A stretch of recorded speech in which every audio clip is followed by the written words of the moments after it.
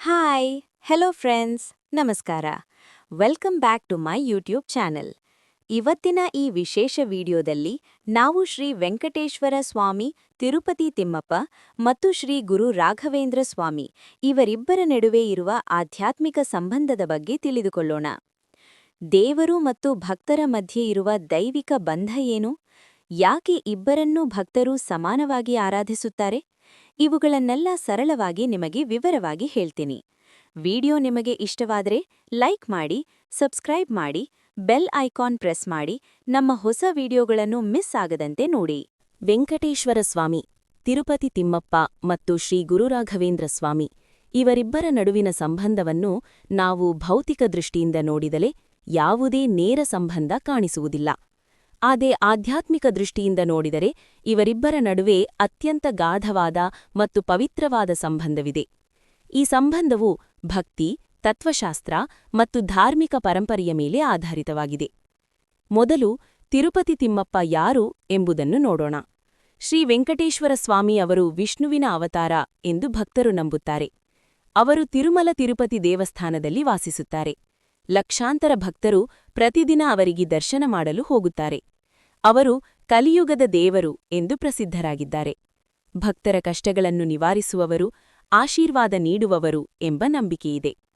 ಇನ್ನು ಶ್ರೀ ರಾಘವೇಂದ್ರ ಸ್ವಾಮಿ ಅವರ ಬಗ್ಗೆ ನುಡಿದರೆ ಅವರು ಮಧ್ವ ಸಂಪ್ರದಾಯದ ಮಹಾನ್ ಯತಿ. ಅವರು ದ್ವೈತ ವೇದಾಂತವನ್ನು ಅನುಸರಿಸಿದರು. ಈ ತತ್ವದಲ್ಲಿ ವಿಷ್ಣು ಪರಮಾತ್ಮ ಎಂದು ಹೇಳಲಾಗುತ್ತದೆ. ಅಂದರೆ ಎಲ್ಲಾ ದೇವತೆಗಳಿಗಿಂತ ವಿಷ್ಣು ಅತ್ಯುನ್ನತ ದೇವರು.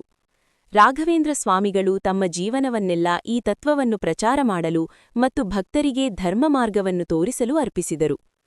ಇವರಿಬ್ಬರ ನಡುವಿನ ಪ್ರಮುಖ ಸಂಬಂಧ ಭಕ್ತಿ ಸಂಬಂಧವಾಗಿದೆ. ರಾಘವೇಂದ್ರ ಸ್ವಾಮಿಗಳು ವಿಷ್ಣುವಿನ ಮಹಾಭಕ್ತರು. ತಿರುಪತಿ ತಿಮ್ಮಕ್ಕನೂ ವಿಷ್ಣುವಿನ ಅವತಾರವಾದ್ದರಿಂದ ರಾಘವೇಂದ್ರ ಸ್ವಾಮಿಗಳ ಭಕ್ತಿ ತಿಮ್ಮಪ್ಪನ ಮೇಲೂ ಅನ್ವಯಿಸುತ್ತದೆ. ಅಂದರೆ ತಿಮ್ಮಪ್ಪನು ಅವರ ಆರಾಧ್ಯ ದೇವರು. ಮತ್ತೊಂದು ಪ್ರಮುಖ ಅಂಶವೆಂದರೆ ರಾಘವೇಂದ್ರ ಸ್ವಾಮಿಗಳು ತಮ್ಮ ಪೂಜಾ ವಿಧಾನಗಳಲ್ಲಿ ವಿಷ್ಣುವಿನ ವಿವಿಧ ರೂಪಗಳನ್ನು ಆರಾಧಿಸುತ್ತಿದ್ದರು. ತಿರುಪತಿ ವೆಂಕಟೇಶ್ವರನು ಆ ರೂಪಗಳಲ್ಲೊಂದು. ಅವರು ಭಕ್ತರಿಗೆ ವಿಷ್ಣು ಭಕ್ತಿಯ ಮಹತ್ವವನ್ನು ತಿಳಿಸಿದರು.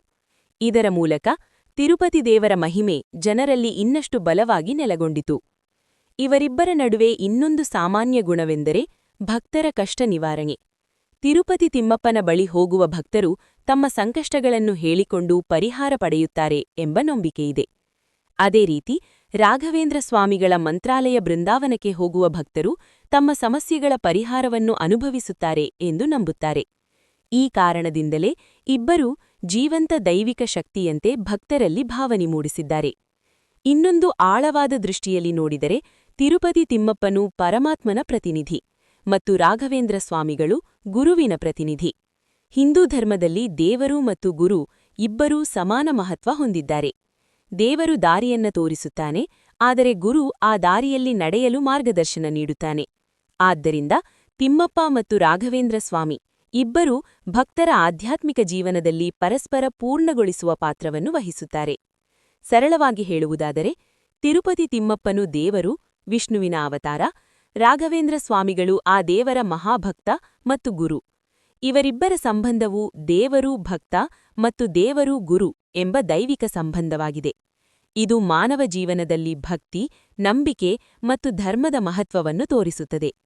ಕೊನೆಗೆ ಹೇಳುವುದಾದರೆ ತಿರುಪತಿ ತಿಮ್ಮಪ್ಪ ಮತ್ತು ರಾಘವೇಂದ್ರ ಸ್ವಾಮಿಗಳ ನಡುವಿನ ಸಂಬಂಧವು ಭೌತಿಕವಲ್ಲ, ಆದರೆ ಭಕ್ತಿಯ ಮೂಲಕ ಬೆಸೆದಿರುವ ಆಧ್ಯಾತ್ಮಿಕ ಸಂಬಂಧವಾಗಿದೆ. ಭಕ್ತರು ಇಬ್ಬರನ್ನೂ ಪೂಜಿಸುವುದರಿಂದ ಜೀವನದಲ್ಲಿ ಶಾಂತಿ, ಸಮೃದ್ಧಿ ಮತ್ತು ಆತ್ಮತೃಪ್ತಿ ದೊರಕುತ್ತದೆ ಎಂದು ನಂಬುತ್ತಾರೆ. ನಮಸ್ಕಾರ. ನಮ್ಮ ಈ ವಿಡಿಯೋ ನಿಮಗೆ ಇಷ್ಟವಾದರೆ ಲೈಕ್ ಮಾಡಿ, ಸಬ್ಸ್ಕ್ರೈಬ್ ಮಾಡಿ, ನಿಮ್ಮ ಸ್ನೇಹಿತರ ಜೊತೆ ಶೇರ್ ಮಾಡಿ.